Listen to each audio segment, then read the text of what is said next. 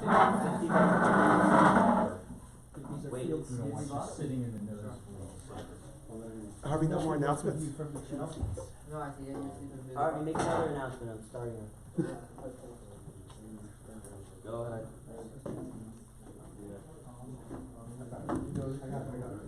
Yeah? And the clock. Morning. I'd like to thank everybody for coming, especially here today in South Florida where it was quite chilly. I see people came in winter coats, scarves, sweaters. The New Yorkers at home are like long underwear. Yeah, wondering what exactly Floridians are feeling bad about. Today's topic is something I've wanted to give a share on for a while. Last year, we started the idea that besides giving shirim on topics, classic topics within halacha, we decided to do these shirim sort of backwards. Don't just talk about the halachic topic and give answers from different poskim, different rabbis over the ages, but maybe start with the rabbis and have a focus on different rabbanim, different poskim, gedolim from our not so distant past, to get a flavor of who they were within halacha, not a general biographical share, but a share that focuses on their psakim and halacha. So last year we profiled of Henkin from America, Rav Avadia Yosef from the Sephardic community, and Shmuel Vosner, who was a Hasidic posek. Rav Scheinberg was somebody that transcended American, Israeli, Hasidic, Sephardic. Everybody knew Rav Scheinberg. And really an amazing, unique personality that we could learn a lot from.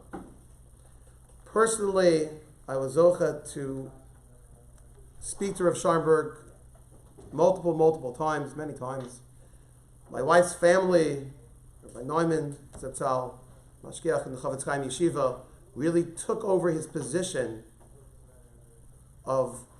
Scheinberg's position in the yeshiva. Rav Scheinberg is actually the one who recommended him for the position.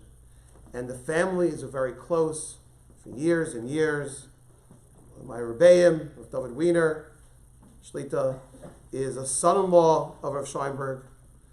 And over the years, I learned a lot about Rav Scheinberg and quite a few interactions with him. And I hope to mix it all in this morning. Rav Scheinberg was born, actually not in America, but in Europe in 1910.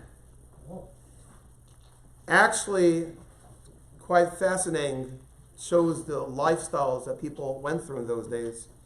He didn't see his father till the age of 10.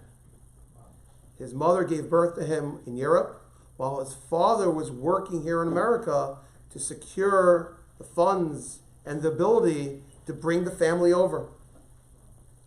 So for 10 years, he was growing up in Europe without seeing his father. Age of 10, the family moved to America, immigrated, of course, to the Lower East Side. And young Chaim Pinchas Scheinberg went to local yeshivas, spent time in yeshivas Rabbeinu Yitzchak Elchanan, also known as YU. In fact, there, for 1 year, the great Rosh Yeshiva from Europe, Rav Shimon Shkop, was in America, and he gave shir in YU. And Rav Scheinberg was in his shir. He was known throughout the neighborhood as Lefty Scheinberg. He was quite a pitcher, all-American, literally. Really? And Yankees yeah, had to sign him. he was a big Yankee fan. We'll get to that. Real nice, clean-cut American kid. At the same time, he was serious about his learning. In fact, his friends in those days talk about the Talmidim that went through growing up in America, passing through YU. You had Mordechai Gifter, who later became the Rosh Yeshiva of Telz Yeshiva in Cleveland. Nelson Meir Wachtfogel later became the Mashgiach of the Lakewood Yeshiva. But Victor Miller, a Rav in Brooklyn. So many people, these were his friends, people that he spent time with. When he was 19 years old, he was known as one of the top catches out there. Not sure yet he was ready to get married. Except there was a famous Yid, Yaakov Yosef Herman, a big tzaddik. Some people called him the Chaim of America. His daughter wrote a book entitled All for the Boss, which is a famous classic from years and years ago. It's about this Rabbi Yaakov Yosef Herman, who really was a tremendous machlis orech. He constantly had guests by his house. I just told my kids the other day, the sacrifices the family had to have guests. It was normal for children not to be sleeping in their bedrooms, giving it over to guests who could come for a couple days, a few weeks, or even a few months. There were multiple times in this Herman home where after the meal was over, let's just say the guests cleaned the plates. You couldn't find the plates or the silverware after. They were just an open house that let people come in, dealt with all types of people. Well, this Rabbi Herman knew of this young Scheinberg and proposed a shidduch for his daughter Bessie. At the age of 19, Rav Scheinberg got married to his wife, who was then 17. And a few months later, part of the deal was they would go off to learn in Europe. He went to Kol in Europe in the Mir Yeshiva. And got married in 1929.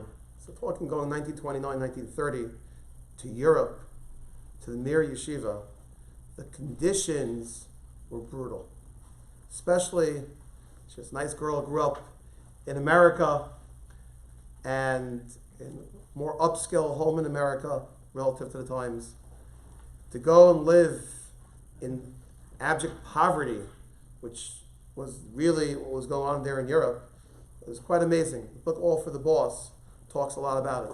But his dedicated wife stood there as Rav Scheinberg grew and grew in the yeshiva. He was actually known as one of the biggest masmidim, most dedicated students in the yeshiva. And he learned so much in those years in the Mir Yeshiva in Europe. Following that, he came back to America. He became the Rav of a small shul in the Lower East Side. At the same time, he also became the Mashgiach, the Rebbe overseeing the boys in a young yeshiva, Yeshiva's Chafetz Chaim. That time, as yeshiva was in Williamsburg, and it was founded by Reb David Leibowitz, Reb Henoch Leibowitz's father. And Rav Scheinberg worked alongside Reb David in the yeshiva. Anyone within knowledge of the yeshiva knows Reb David was nifter at the young age of 52 years old. His son Reb Henoch, now you have to realize Reb Henoch was what you call an Eli, a genius. At the age of 12, he was already in his father's base medrash, years and years ahead of his peers. When his father passed away at a young 24 years old, none other than Rabbi Aaron Cutler named him to be the successor, the next Rosh Yeshiva, at the young age of 24 years old. He wasn't married, didn't have a beard. And he took over the yeshiva. But alongside Rav Henoch stood Rav Scheinberg. He was the mashgiach in the yeshiva, and he was there. And this relationship continued for years and years. All in all, Rav Scheinberg served as a mashgiach in the Chafetz Chaim yeshiva for 25 years. In fact, his oldest son-in-law, Chaim Altuski Zatzal, was a Talmud from Chafetz Chaim. His youngest son-in-law, by Wiener Shlita, the Rebbe I mentioned before. It's also Talmud and Chavetz Chaim. In between, he picked up two other chashava. One was Moshe Feinstein's Talmud Movak, Nissen Alpert, later Rosh Hashiva in YU, and also one of Rosengarten, who for years and years lived in Muncie. So in 1960, Rav Scheinberg set out to start his own yeshiva. He first started this yeshiva in Bensonhurst, and just a few short years later, he decided to fulfill a life dream and to move the yeshiva to Eretz Yisrael, to Israel. Actually, when he went with his wife on a trip to Israel, and that's when they started thinking about this idea of moving the yeshiva. When they first got there, they temporarily, I think it was for perhaps over a year, they stayed near the Diskin orphanage. They had a room in there for their small yeshiva of 20 students. And then there was a new neighborhood being built, Kiryat Matasdorf, in the middle of Yerushalayim. And Rav Scheinberg was one of the first to sign in, brought his yeshiva there. He was there. In fact, he was appointed the Rav of the entire neighborhood of Matasdorf. And that's where he lived for the next over 40 years of his life. You know, the longevity that Rav Scheinberg was zocheh to. He was nifter in 2012 at over 101 years old. He was zocheh to be married to his wife for close to 80 years. She predeceased him, but they were married for over 80 years. I personally witnessed, the shalom bias that they had was legendary. So caring for each other. I remember we were there for Pesach. So the family went to visit Rav Scheinberg. Rav Scheinberg was coming home from davening. They had a bris in yeshiva that morning, Chol Moed Pesach. Scheinberg walks in with his entourage. We'll get to the fact that the image of Rav Scheinberg, he was somebody that wore his tefillin all day. He was really a skinny person, but he looked like a linebacker because he wore pairs and pairs of tzitzis. He also wore his talis a lot of the time. But comes walking in, holding, looks like some, guy walking out of share this morning with a little plate with a little donut, a little piece of cake, walking in from a bris. I remember his first words, "Bessie, I got you some cake." I'm not sure his wife still ate cake. Definitely not Pesach Dika cake from Israel. But he was the type, if he went to a simcha, he went to an occasion, he made sure to bring something back for his wife. That's the type of person, dedicated husband for 80 years to his wife. And he was a person who didn't stay put. There's a famous story, the TSA is a relatively new organization, right? Post 9/11, America had to set up, beef up their security. So there's a famous story with Rav Scheinberg. He constantly went overseas to travel and fundraise for his yeshiva. Constantly, to America, to Europe, and it could be multiple times a year. In fact, someone just told me a story this week. He wouldn't overspend on the yeshiva's dime. And for years and years, he sat in basic economy class anytime he would travel to Israel. And this happened, he was in his 70s. He's sitting there on a plane, and sitting in the back of the plane like anybody else, just sitting there, right? He had multiple pairs of tzitzis. Okay, he had Talmud with him. One time, a nice Sephardic Jew sees Rav Scheinberg on the plane. He says, "Kavod Rav, what are you doing? How can you be sitting in regular seat in the plane? The Rav should be first class." First class. So Rav Scheinberg said, "I'm sorry, I don't want to spend extra money for the yeshiva. I'll get by." Sephardi Jew turns to me and says, Rabbi, b'li neder, I'm going to pay the difference. Anytime you have to come to America, you call me up. I'll pay the difference to upgrade you from a regular ticket to first class. Well, it seems Rav Scheinberg took him up on that offer for the next over 25 years. Someone said, he was offering it to the elder Rosh Hashiva at 75. He didn't know what type of offer that would be. But Rav Scheinberg constantly traveled. In fact, one time he's going through TSA, and they stopped him. They said, according to our records, you're only 1 year old. They didn't calibrate it for someone traveling who's already over 100. That's a dedication that he had to the yeshiva. Amazing, amazing person.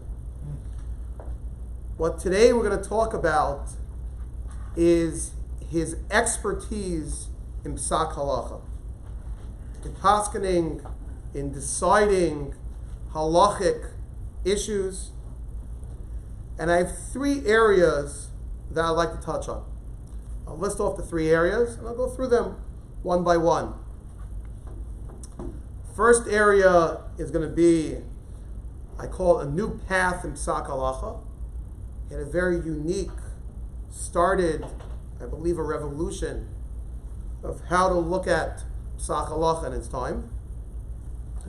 The second area that I'd like to talk about is how he was a tremendous posek, had a tremendous kesher with women. Women turned to him so many times for halacha. And thirdly, I can't avoid it, it's the most popular topic, is try to talk about Rav Scheinberg and his many pairs of tzitzis, and try to understand what that was all about. So those are the 3 areas.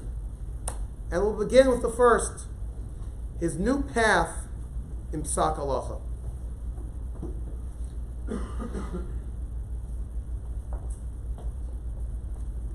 As we know, halacha, Judaism in general, is something which is always built on the previous generations. And we have a Masorah, we have a tradition, and everything, of course, traces back to Moshe and Har Sinai, and through the ages, first we have Torah, then we have Torah Shebaal Peh, you have the Rishonim, then the Rishonim themselves started codifying, putting together the Rambam, others putting together halacha. Later you had the Achronim, the Beis Yosef, the Ramah, compiling halacha, organizing halachas. And through the ages, you had many poskim that paskin on it. Well, at least in the world before the 20th century, where was the psak halacha, the final step in the psak halacha? Where did it come from? Chai Adam. Chai Adam was a sefer written a few hundred years ago. Chai Adam, that was a sefer. A little later, the last stops, the Rabbanim, if Rav had a shayla, where did he go to? He went to the Chai Adam to see what's the practical halacha to paskin. Alternatively, what was also very popular was the sefer Aruch HaShulchan. And many Rabbanim, Moshe Feinstein himself was very fond of quoting the Aruch HaShulchan, going through the Aruch HaShulchan. And Rav Scheinberg was an absolute baki in all of these. They said he went through the Sefer Aruch HaShulchan every single year. Aruch HaShulchan is not just on Aruch Chaim, it's also on Yeredev and also everything. Scheinberg went through the entire Sefer every year. But that's not where he based his psak on. Scheinberg was a trailblazer in that he was the first, and now it's like commonplace for many to base his psak halacha on the Mishnah Berurah, on the amazing Svarim of Chavetz Chaim. That's who Rav Scheinberg based all of his psakim on. And in many circles, that has become the final authority in halacha. And Rav Scheinberg was one of the first to introduce it. It's quite interesting. What influenced him to sort of adopt the next level, the next step? The earlier Rabbanim, the earlier generations, were all utilizing the Chai Adam and the Aruch HaShulchan. Why was it that Rav Scheinberg turned to the Chavetz Chaim? So it's true. In Rav Scheinberg's lifetime, he actually, when he went to Europe for Kolo, he met the Chavetz Chaim. In fact, there's a story, Luban just reminded me of it yesterday, that he came to greet the Chavetz, see the Chavetz Chaim. So he wanted to, I guess, mention his lineage, or how did he get here? So he told the Chavetz Chaim, I came from America. I came from America to learn here. How many Americans were learning in Europe in the 1930s? Very few. It was quite a big deal for a quote unquote a Yankee to come to Europe. And maybe a little bit uncharacteristic, the Chavetz Chaim says, big deal. Big deal. What's so special? Hashem came all the way down from the Shemayim to the Aretz, from heaven to earth, to give the Torah. So you can't travel to Europe? Rishon was a little put in his path, like, okay. He met the Chavetz Chaim. He adored the Chavetz Chaim. When I was in Eretz Yisrael a couple summers ago, I picked up this beautiful biography. It's basically 3 biographies in print today about Rav Scheinberg. Artschool has one in English. There's a Feldheim biography in English. But this is a biography printed in Israel, Hebrew biography. Within the book, it talks about the influence of Rav Scheinberg and his Psak Halacha, and it attributes it to none other than Reb David Leibowitz, the founding Rosh Hashiva of this yeshiva of all Chavetz Chaims.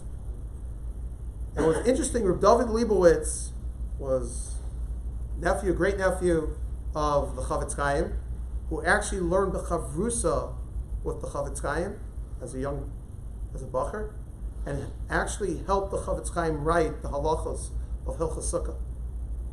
So Rav David himself had a lot of shimush, a lot of studying with the Chavetz Chaim and how he wrote his sefer, and he gave over that knowledge. He tutored Rav Scheinberg in this area. So Rav Scheinberg picked up shimush from Rav David Leibowitz on how the Chavetz Chaim wrote his Mishnah Berurah, how he paskined. And this heavily influenced Rav Scheinberg. Rav Scheinberg became an absolute baki, an absolute expert in the Sefer Mishnah Berurah. Rabbi Luban told me a story yesterday. It blew my mind. He says he remembers as a bacher, he was learning in Eretz Yisrael, and he was learning Masechah Shabbos, he was going through Hilchos Shabbos. So he came across multiple contradictions within the Mishnah Berurah. Multiple questions that he had. So he took the liberty. Rav Scheinberg was very accessible.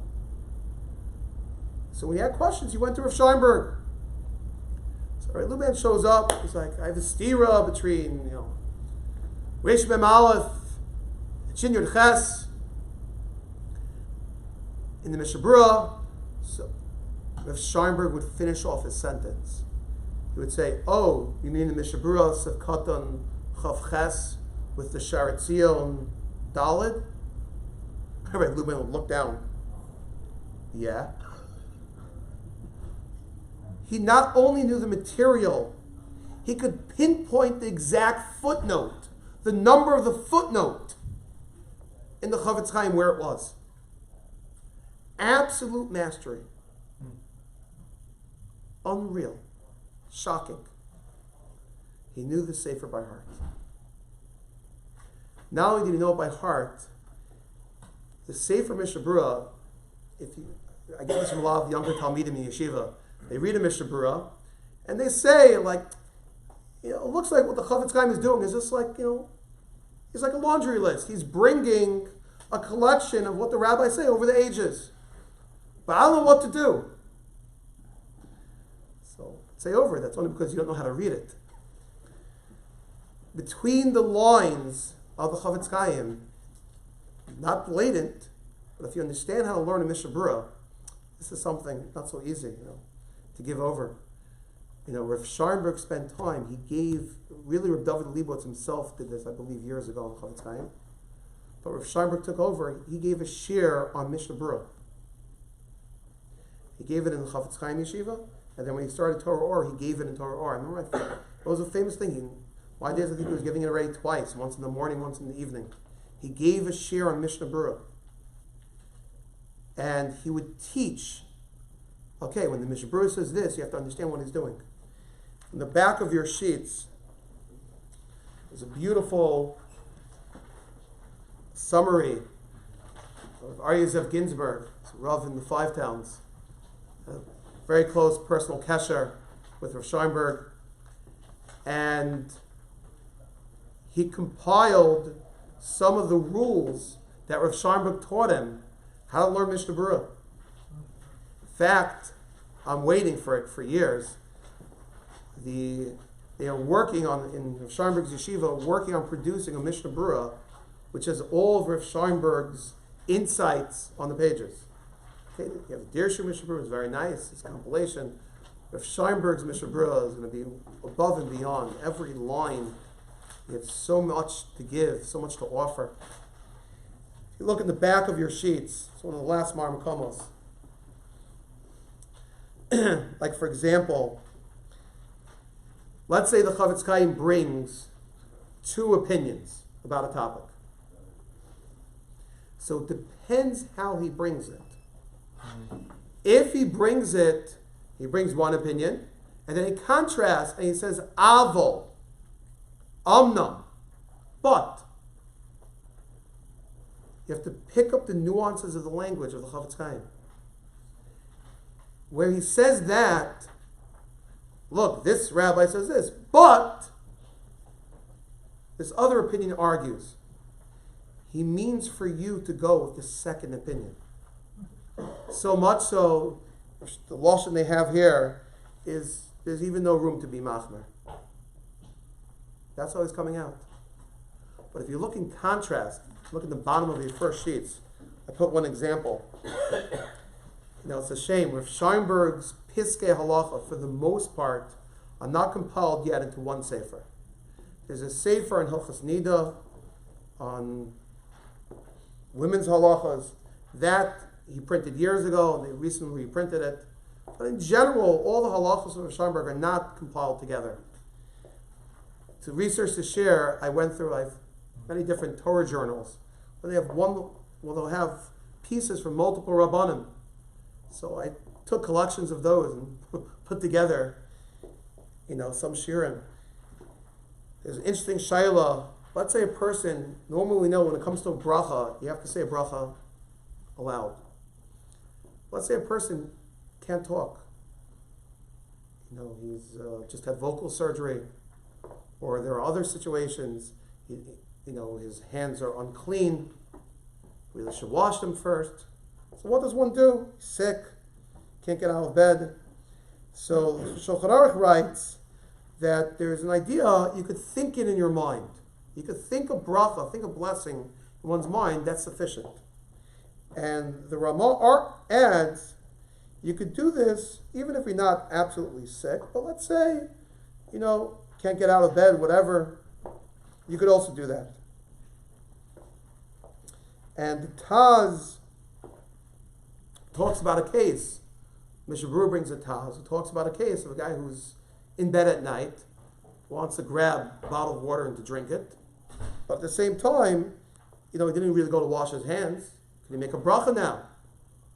Taz says you could also use this heter to just think the bracha in one's mind. But then the Mishnah Berurah brings a Mati Yehuda who argues.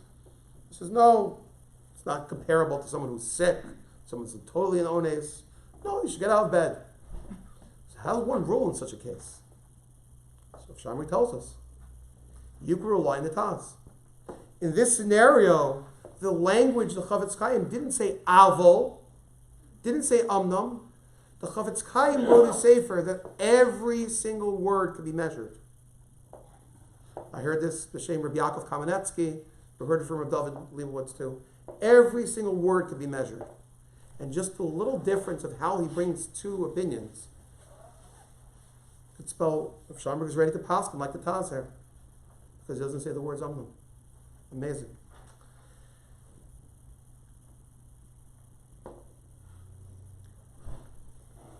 One last thing I'll talk about with Scheinberg's psak. And this I heard myself from Rabbi Bluth, Zatzal. Rav Scheinberg had an extremely close relationship with Rav Moshe Feinstein. Extremely close. So they spent a lot of time together. They lived in the Lower East Side. Scheinberg was quite a bit younger than Rav Moshe. But Rav Moshe was a big fan of Rav Scheinberg. So much so that he held, and he told Rav Scheinberg straight, that after he passes away, that Rav Scheinberg should take over the reins of being the posek in America. And Rav Scheinberg decided in 1960s, early 60s, to move to Eretz Yisrael, Rav Moshe Feinstein felt he was doing a major mistake. You're leaving America bereft. How could he do that? He even spoke at a testimonial dinner when Rav Scheinberg was moving away.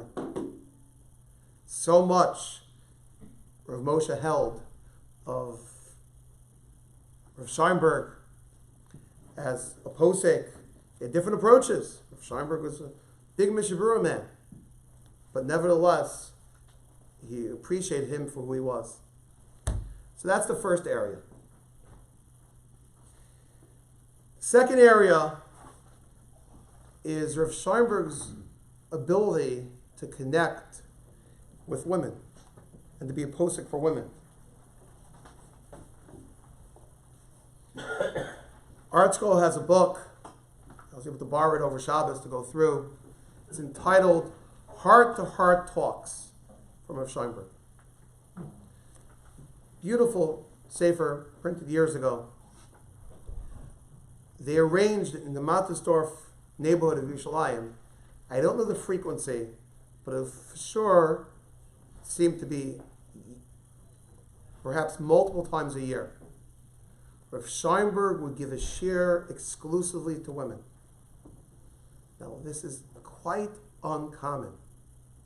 Here you have a posek who is, his every moment is quite busy. Rav Scheinberg wasn't just a regular, he wasn't just a Rav, he wasn't just a posek. He was running a yeshiva, he was a Rosh Yeshiva, he was giving shir every day, and if he wasn't in yeshiva, he was out fundraising. He was an extremely busy person. But he set aside time to meet with women and give them shirim. So he was able to speak Hebrew, but he was also able to speak English. And he opened the doors to so many people. People who from birth, Nalal Bali Tshuva, living in Eretz Yisrael. He was the address. Everyone knew you have a Shaila, Rav Scheinberg. He had hours during the day where he was available. People would come by to ask him questions.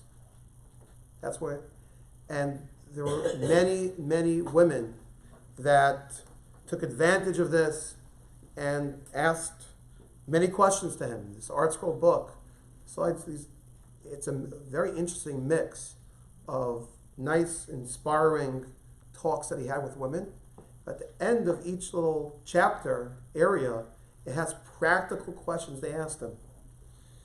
Woman asks, we know the prohibitions between eating milk after meat. And we know, young children, you have to train them to do mitzvahs. They're not mechayiv yet in mitzvahs, but you have to train them, machanach them. So where does that begin? Can I give my young kid, milk after, a bottle of milk after I serve the Halachic supper?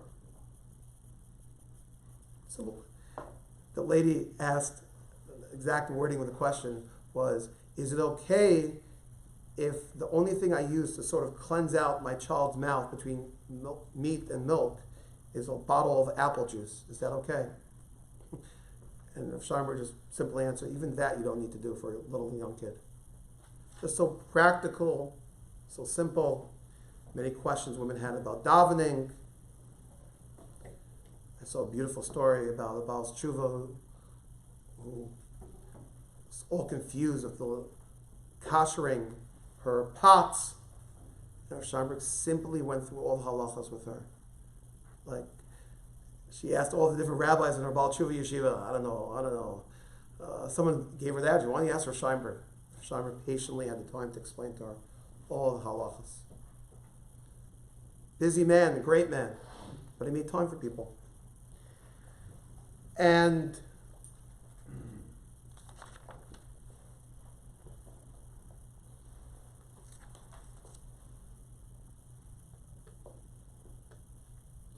I remember one thing in particular he's famous for. This is all over the internet. Rav Scheinberg's guidelines for cleaning for Pesach.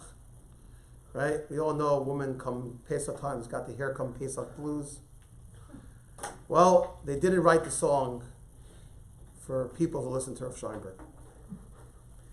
Rav Scheinberg gave women clear, easy directions of how to clean for Pesach. I remember every year around before Pesach, Rav Scheinberg's close Talmud, Rabbi Nyman, that's how I would hang up in yeshiva a list. It was the same list from my days to your days. Old list of simple guidelines how to clean for Pesach. He understood women. He understood the challenges of raising children. He was so practical. I saw one thing, a woman's talking about juggling all the challenges of housework and husband and kids. He was the one to reassure the lady, look, you're having a tough day. You could skip a kid's bath for one day, go to sleep a little bit early, and the next morning you wake up, it'll be a great day. It's practical, simple, amazing.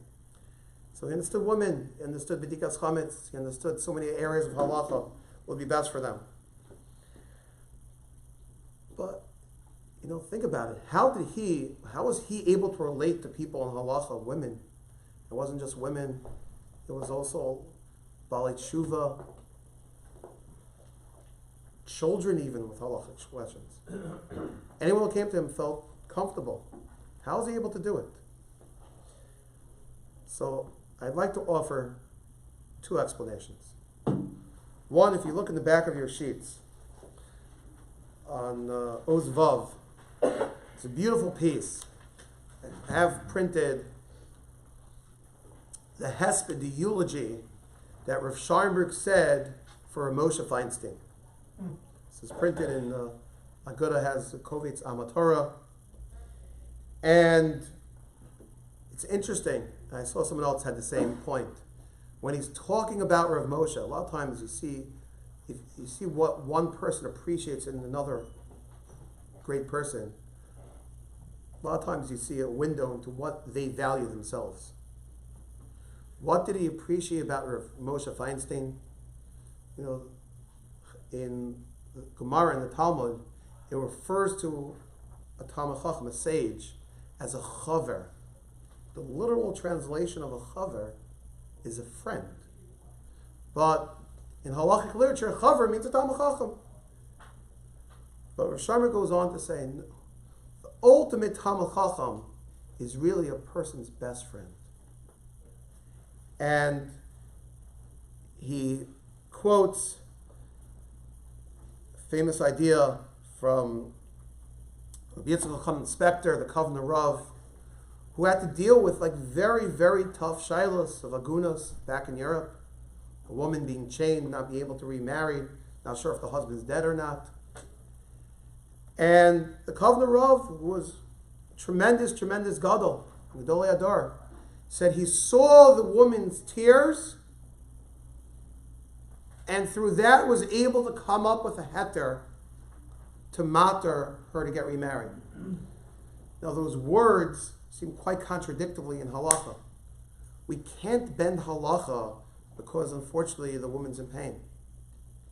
Our tradition is, first and foremost, we have to paskin what the correct halacha is.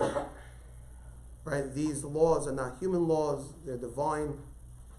And if this is the clear halacha, unfortunately, that's what we have to live with. But it doesn't preclude a person, a great sage at the same time. He was motivated by her tears. That, seeing that Aguna cry to him, before he saw her cry, he was tremendously motivated. But that extra human touch inspired him to work even harder. I have to find a clear, halachic, heter, reason to let this woman get remarried. That's what they write about the Kovner Rav. And this is what Rav Scheinberg said about Rav Moshe. Rav Moshe was somebody that had tremendous avos Yisrael. It wasn't lip service, I love all Jews. He literally spent time with them and their problems. And that inspired him, that motivated him. I have to find a means in halacha to permit this woman to get remarried. And he goes on to say about Rav Moshe, which was so true about himself too. You know, many times you find Rabbanim going from, Baruch Hashem, from a simcha to a simcha, unfortunately, tragedies too, and always be there. Now it's one thing, okay, if you're the Rav and this person davens in your shul. But even if you're not his Rav, but you have a kesher with them, you have a connection with them. Through the ages, you see many Gedolim, and Rav Moshe was one of them. Someone we had a connection to, he'll be there for your son's bar mitzvah, for your grandson's bar mitzvah. Through years and years, he was dedicated to people that he had a connection with. And Rav Scheinberg writes, that's from Avos Yisrael. So that's, I believe, one way how he was able to connect so many people. Just last night, someone tipped me off. There's a wonderful lady in Hollywood. Her name is Mrs. Deborah Gallitzer. Her maiden name is Marlowe. Her mother was best friends with Rav Scheinberg, Rebbetzin Scheinberg. And in fact, her father was a pharmacist. I'll quickly tell you an amazing story.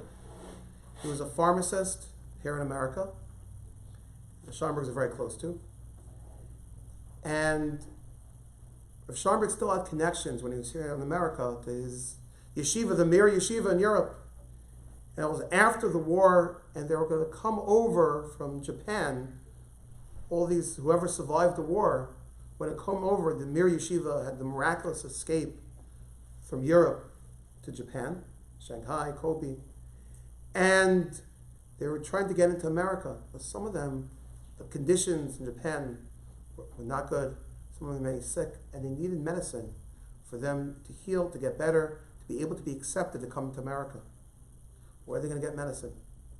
If Scheinberg is the one who organized to send medicine from America to Europe, to China, to Japan. And this Mr. Marlowe was a pharmacist, and he meticulously measured out the Japanese and all these restrictions. They were afraid the package wouldn't be accepted, and he measured out the exact portions of what the students would need, and spent hours and hours, days and days, weeks and weeks, taking care of the medicine of the yeshiva. Fortunately, Mr. Marlowe got sick, life-threatening illness. Rav Scheinberg, as a true Talmud Chacham, went all out. He was a mispalo. He was in contact with the Chazon Ish to be mispalo. The Mir Yeshiva, whoever survived here and there, were mispalo for this Mr. Marlowe, and he miraculously recovered, lived another 35 years. All of Hakar Satov what he did for the Mir Yeshiva. But this counselor lived while Rahman her father was sick. She moved in as a young child to the Scheinberg home. I was connected with him, shaykhs for years and years. I asked her last night, like, how do you think Rav Scheinberg was able to make so many ksharim? Women felt so comfortable asking him all their questions. She said one simple word, menschlichkeit. Rav Scheinberg was the type of person who was so sweet, never so sensitive, never stepped on someone's toes. When you're such a mensch, yeah, of course people come to you. She shared with me multiple stories, but one short story I'll share. She remembers Rav Scheinberg came to a family wedding in the west side of Manhattan. It was a smaller wedding. It was held in someone's apartment. Rav Scheinberg, busy man, especially when he was here in America, so then come to this wedding, but then leave to attend another wedding. So he came, partook in the wedding, and left. After he left, the kitchen staff came over to the family and said, "Who is that rabbi?" Why do you ask? We never saw a person like that.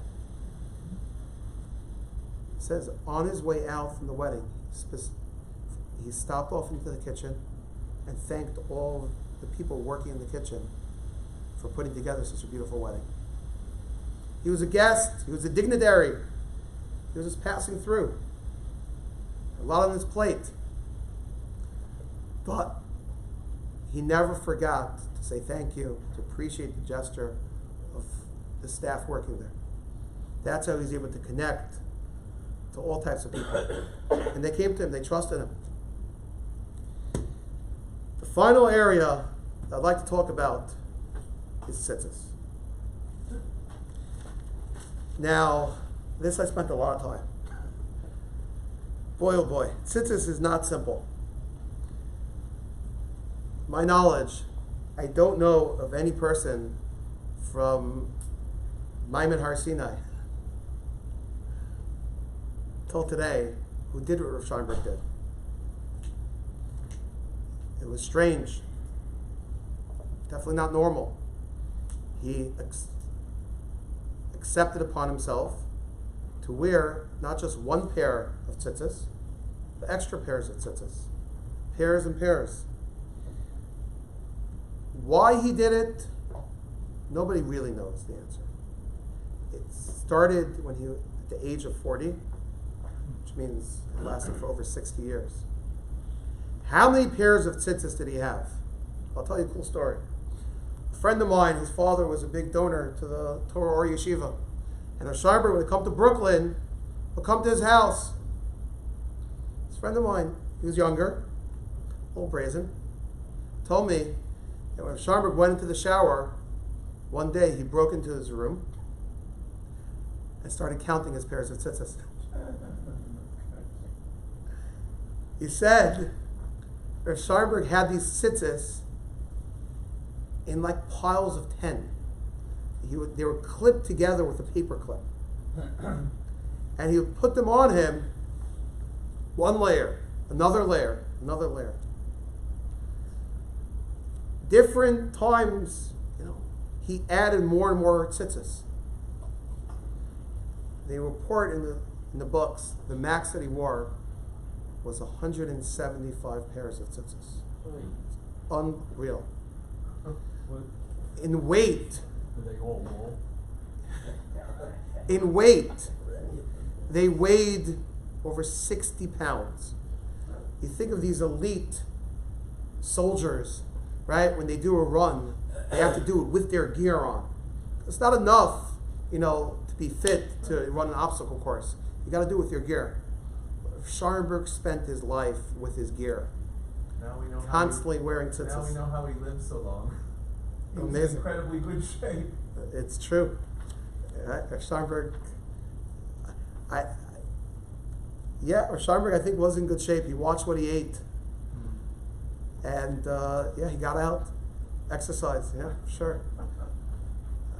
But it's quite amazing. I mean, what? And this is one chumrah of Scheinberg's life. Really, he had many chumras, many stringencies in halacha which other people didn't follow. He would wear his tefillin all day.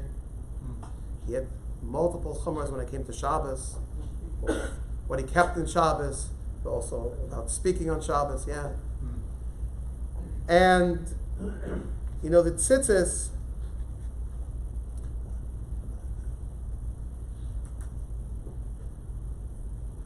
I remember Rabbi Bluth told me he was sitting next. He was with Rav Moshe when Rav Scheinberg came to visit one time. After Rav Scheinberg walked out the door, Rav Moshe turned to Rav Bluth and says, "I don't understand why he wears so many pairs of tzitzis." Rav Moshe Feinstein with his encyclopedic knowledge of Torah. I don't know why he does it. I must tell you, I came across in the Israeli biography. It says that he once showed somebody a Magen Avram commentary in the Shulchan Aruch, which he made a diuk. Now, it was mashma that one could do this.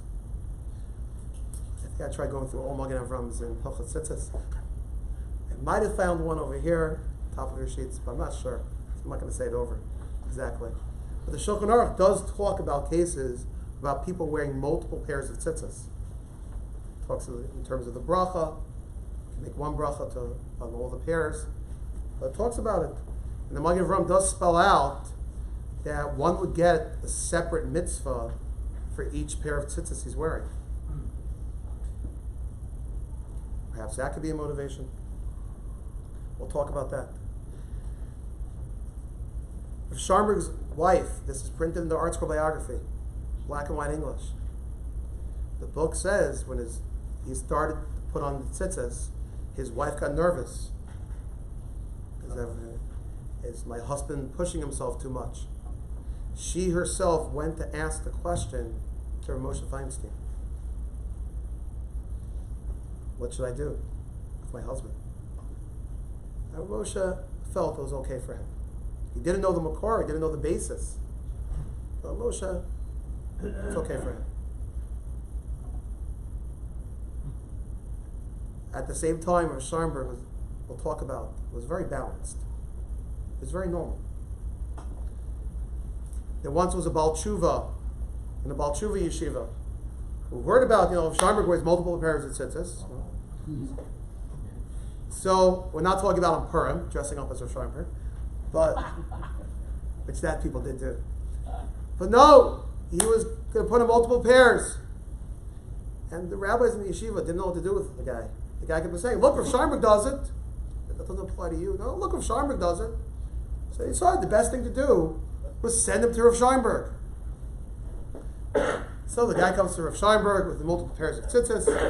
Scheinberg looks at him, very off the cuff. What's wrong with you? Why can't you be normal? That was his response.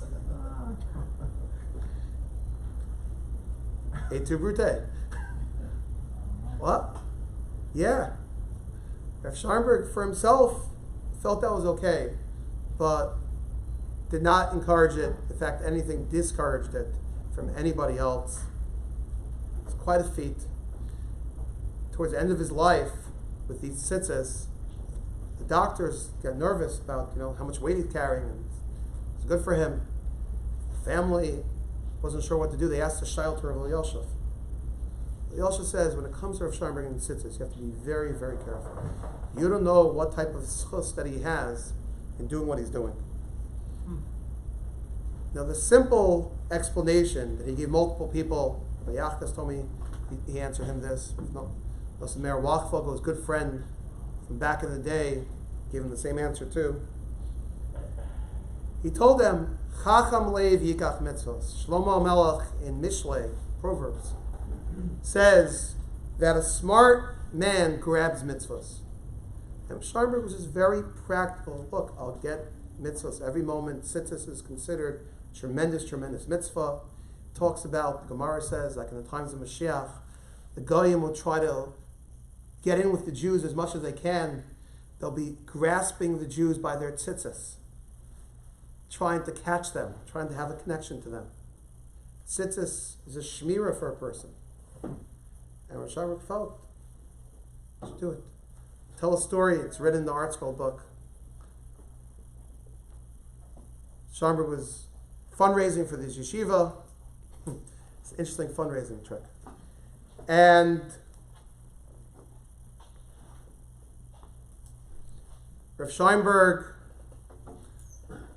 a lady asked Rav Scheinberg, "Can I buy a pair of tzitzis off you? I have a son who's not straying off the path of Yiddishkeit. I want to get him a pair of tzitzis." So Rav Scheinberg said, "Okay, 3 conditions. Firstly, it's going to cost you $1,000 to the yeshiva. Secondly, you have to buy me another pair to replace it. That's not so bad. Yeah. The third one was, I want to meet your son." He meets with this teenager. Obviously, he's not wearing tzitzis. And he tells him, "You know, your mother is ready to pay a big penny for you to have a pair of my tzitzis. I'll give it to you on one condition. I don't want you to have this to hang my jersey on your drawer, on your wall. Don't leave it in the drawer. I want you to put it on 5 minutes a day. Just 5 minutes a day, put it on." The kid shook, deal. He put on day after day his pair of tzitzis. Story has it, less than 6 months later, he was back in yeshiva. Who knows the spiritual powers that Rav Scheinberg had? It's quite amazing.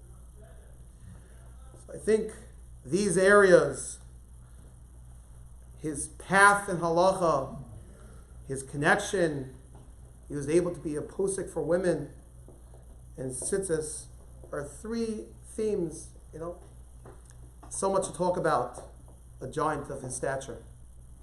Really a tremendous tzaddik yesod olam.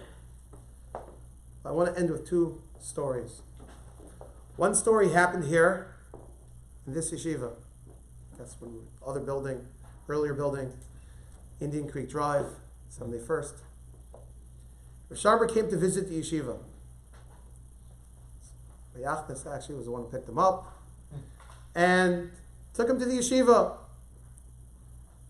Those days, the yeshiva had an English principal from New York. And he was a big Yankees fan. In his office, had a big poster of the Yankees in the 60s. Yachnes mistakenly brought Rav Scheinberg, instead of putting him in those times the Rosh Yeshiva, like Rumbat's office, he put him into the English principal's office by mistake. Scheinberg goes into the office, without missing a beat, looks up on the wall. He says, "Wow, what cover the Torah? Mickey Mantle's here to greet me." Famous Rav Scheinberg still feels good when the Yankees win. He might have looked like an angel, decked out in all his white tzitzis, his tefillin. His head might have been in the heavens, but he was a real Yankee. He was a real American. He connected with people. He didn't forget Mickey Mantle. Use him as a quick. I'll end with one other story. I remember my first year in Eretz Yisrael, Sukkot, I think we went to visit Rav Scheinberg.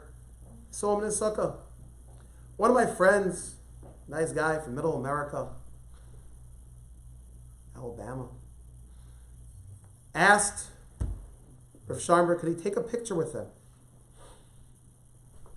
This wasn't fundraising. Rav Scheinberg said, "Okay, but it's going to cost you." He said, "If you be makabel to learn, if you accept upon yourself to learn a little bit extra every day, then I'll take a picture with you." That was quite pricey. My friend agreed. I'm sure he's still keeping it. And Rav Scheinberg took a picture with him. Rav Scheinberg, tremendously focused, tremendously driven, practically I'll take a picture with you, sure. But I want you to walk away from this experience with not just a souvenir picture, but with something else you can take away. If there's something we can take away from today's share, practically, it's a nice share about a great American gadol, but something practically. Look, you shouldn't put on extra pairs of tzitzis. That you shouldn't put on. But to me, more cognizant of the mitzvah, to be more careful, Beinamo Chavero, interacting with another Jew, another person. When he moved out the Lower East Side, Gentiles in the street were crying. He connected, he made an impact on anybody. If we could appreciate, we're not going to get his bekias in halacha, but get a little bit better, a little more proficient in learning the daily laws. Be a tremendous chus for us and chus for him. Thank you very, very much for listening. Wonderful, wonderful week.